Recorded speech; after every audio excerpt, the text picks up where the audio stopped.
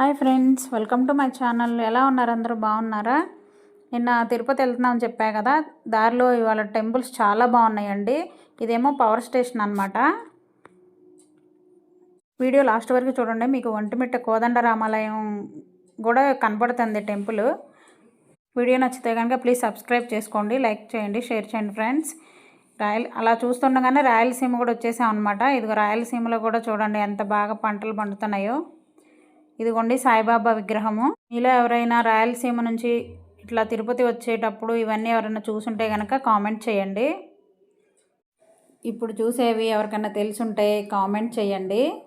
ఇవి టర్బైన్స్ అనమాట, wind turbines అనమాట. చాలా పెద్దగా ఉన్నాయండి చూడడానికి. అలా రోడ్ సైడ్ పెట్టున్నాయి అన్నమాట. ఇదిగోండి ఒంటిమిట్ట కోదండ రామాలయం అనమాట. ఇది మేము వెళ్ళలేదు. మేము అక్కడికి వచ్చేసరికి 3:30-4 అట్లా అయిందనమాట.